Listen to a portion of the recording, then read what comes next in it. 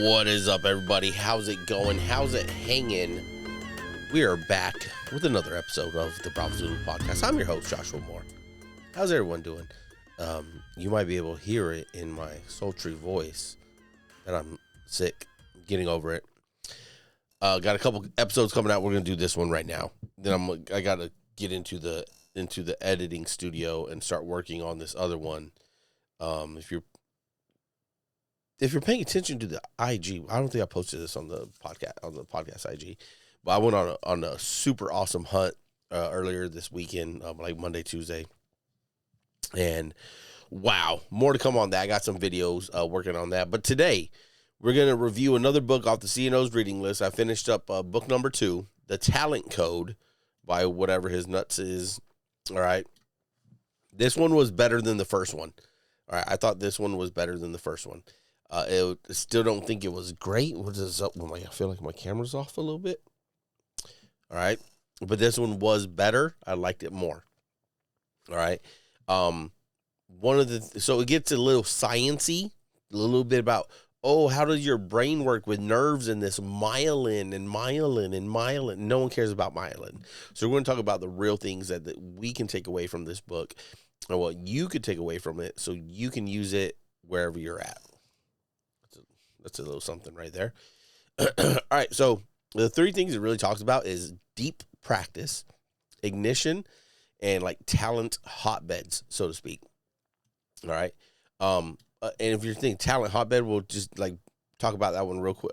Deep practice is like practicing intentionally, right? Is correcting mistakes as soon as you find them and then starting over. Okay, ignition is kind of like the spark of when everything comes together, and a talent bed is when deep practice ignition is happening with multiple people in the same spot. That's how you get a talent bed out of a high school or for most listeners, like a college sports team, right? That's a talent hotbed for this sport or that sport.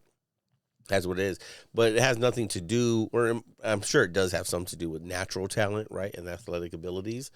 But this is where a lot of this writing is about. It isn't. It comes down to coaching and things like that. We're going to get into that right now. So, practice. All right. Deep practice versus just normal practice.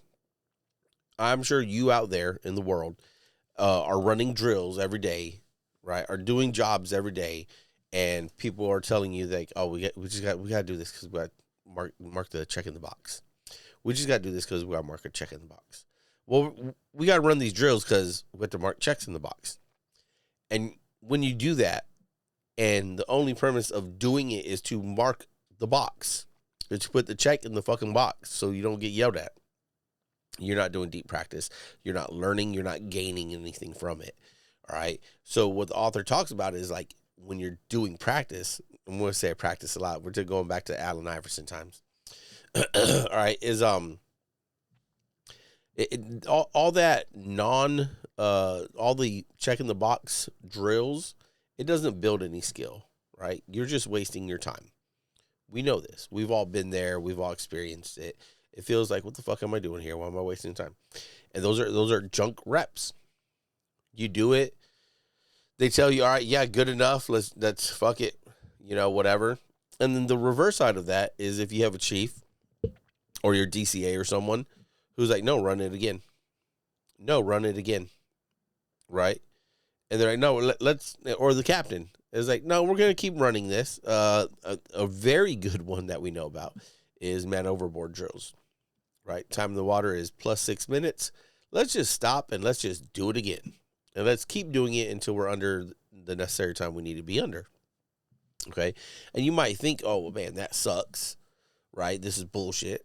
But those are the reps that you need to do so everyone can get that deep practice so you learn, okay?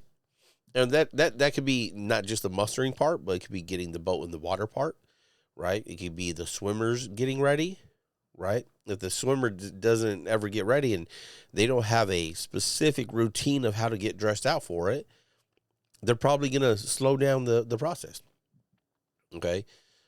Junk reps are when you repeat something sloppy, scripted, or comfortable and call it training. Excuse me while I drink this water. right? And we know that all of our drills are scripted, right? It is all very much scripted. Like, you are going to walk down here.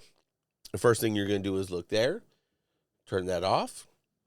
You're going to shake, stomp the deck, hit it with your steel fucking, your rake, right? It's all very scripted. And that's where it's like, we have to do it that way because it's like a muscle memory thing. But also, like, we could break away from that in some places and kind of like make it better for us as we're doing these trainings, where it doesn't feel like it's the exact same thing every time, right? If it's always 2 hot spots and 1 cold spot, what are we learning, right? Maybe there's no hot spots. Maybe there's a bunch of hot spots. Maybe we're down there long. Maybe we're changing that entire host team, right? Maybe we're not just getting to the 50% mark of whatever drill. I'm talking DC a lot because it's what I'm most familiar with. But you pick your warfare area and you find out where you're doing it the same every time. And then you be the person that says, hey, let's do it different here, right? And get real practice in for what needs to, what's going to make you better.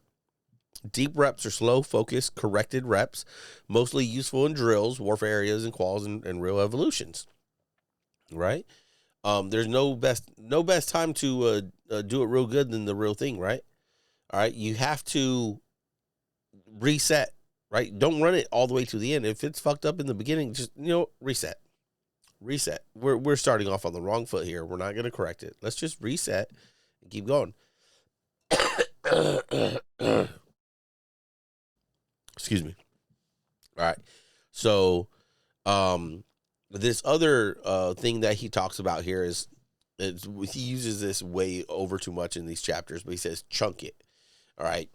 He's like, chunk it. What he means is what I have all written on the board: crawl, walk, run. You can't learn a whole process A to Z, right? You have to break it down. Like, all right, hey, this is the first thing. We learn this first part of it.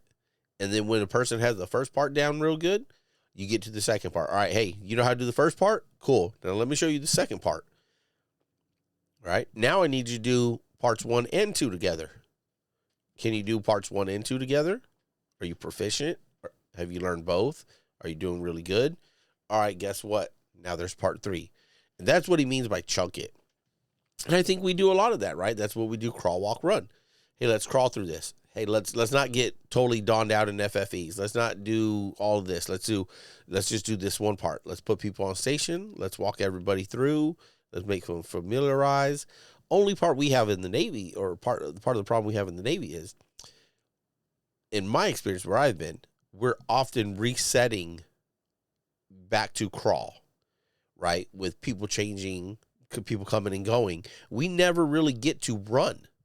We only get to walk, right? You get into a training cycle and you're like, boom, boom, boom. If you feels like you're running because it's a training cycle and you're being graded, but at that point, like, it has become so scripted, right? And I don't give a shit about training cycle. Like, we're doing this for real life, not for just training cycle. Okay. So by then it gets so scripted that we're losing the deep practice that we've been doing, or that we hope we should be doing. And you don't ever get to the full running part, right? Where you get even more hands off and you just let sailors go for it. And I think that's a problem that we have here. Okay. But back to this point of chunking it, we build it like that. We chunk it into a crawl, walk, run phase, except in the Navy, we don't ever get to the running part. If you are at the running part, oftentimes it's because there's a real life casualty, right? There's a real life casualties that happen, and you don't even realize you're running, right? You're reacting, and all that other stuff is, all the training is taking place or is kicking in. And that's really good. And maybe that's on purpose. Maybe we shouldn't be running, in the drills. I think we should be. We shouldn't only run when it's real life casualty, right? Okay. Part of that chunking it is, you break it down, you fix the weak parts, and then you build speed and apply pressure back into the scenarios, and you do it again, right? When the easy becomes, or when hard becomes easy, right? Your standard and your level has increased. So, like, let's throw more things at it, And that's what we should be doing during these drills. Again, any warfare area, you should always be increasing that. So when the real life does happen, you are ready. You're more familiar to run, is what I think. All right. Moving on. Here's the part about ignition. Okay. Um, the ignition part here is like is it's the spark of what actually starts getting everyone working together, right? And something that was in the book was like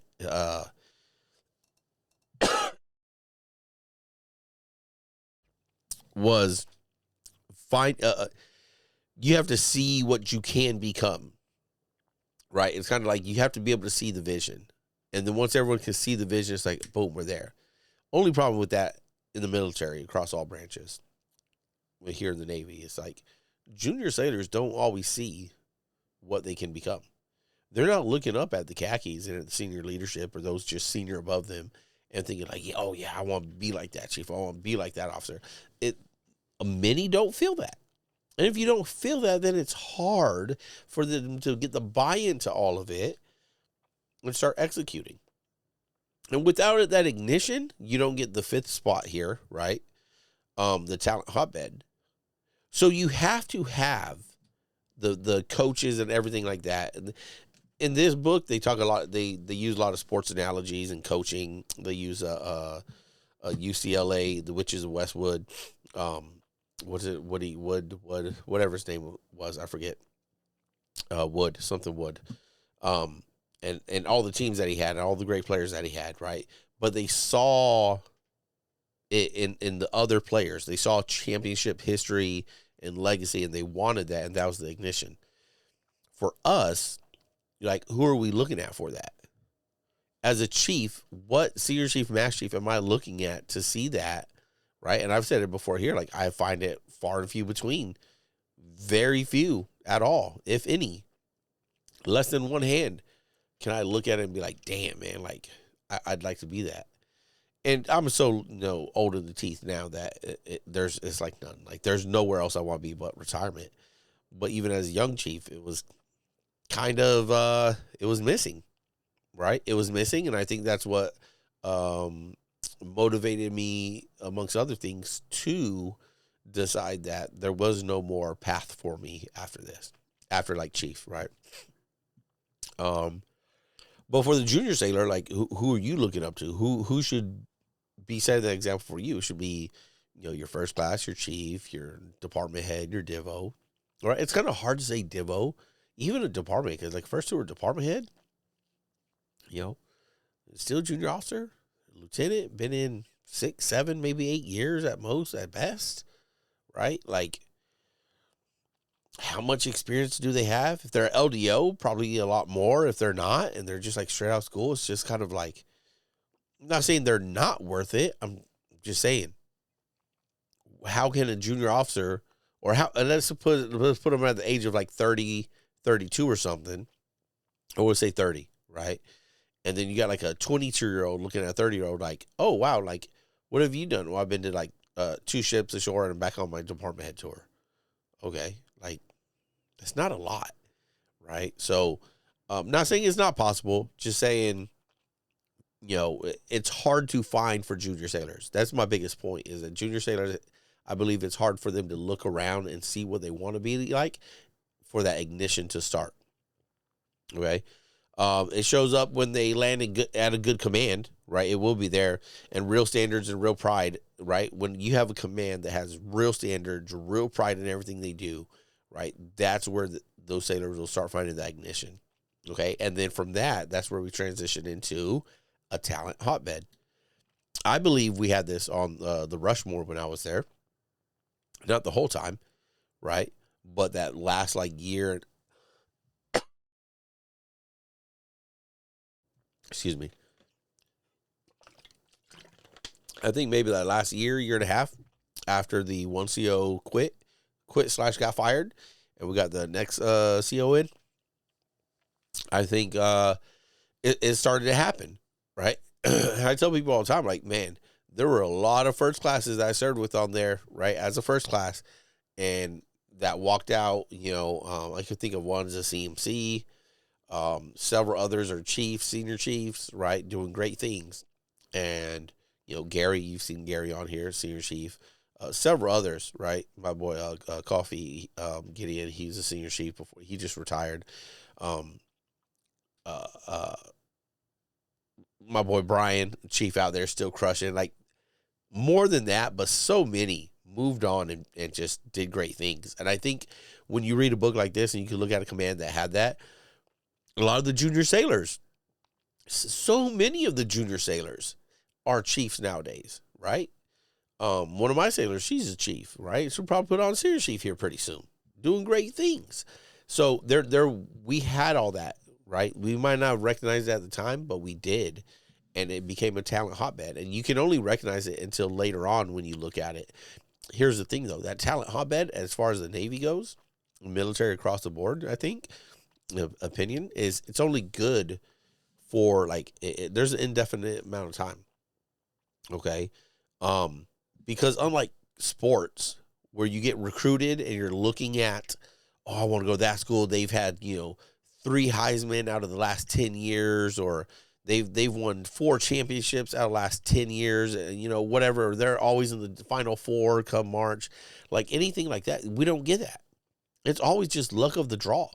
So you put in my Navy assignment, you get to a command, you don't know what the hell to expect. You might show up at the end. How many times, let me know down in the comments, how many times have you showed up at a command and everyone there is like, oh yeah, man, it used to be great. I remember when Captain so-and-so was here, it was like this. Oh, man, we used to have chiefs that were like that. When I got to the Russell, there's a lot of that, right? Admiral, who is now Admiral Cooper, used to be the captain. I got there right after him. And there's one before him and then him, I believe. And a lot of the crew that I got there, they were already halfway through their tour. And those were the last 2 captains, and they're on their third, right? And their third wasn't so great. Okay.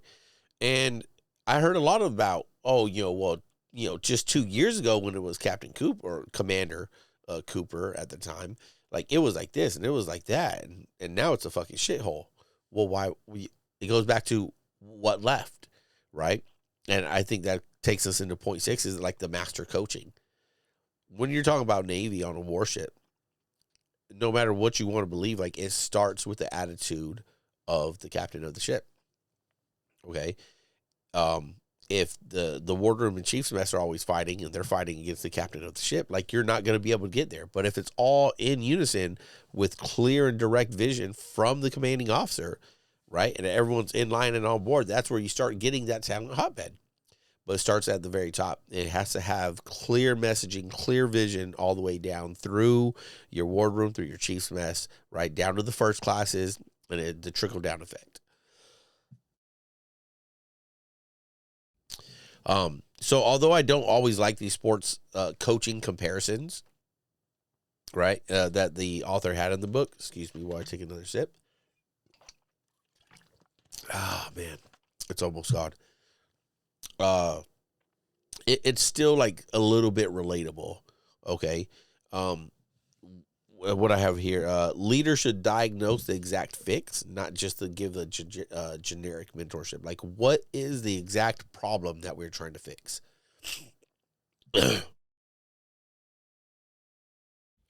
I think a lot of times we give very generic leadership.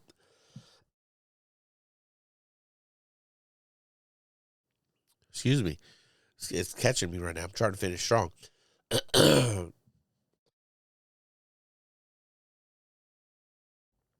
Oh, excuse me. I'm sorry. But yeah, so we need to like diagnose what's the exact thing wrong and how are we exactly fixing that, right? We can't just be generic.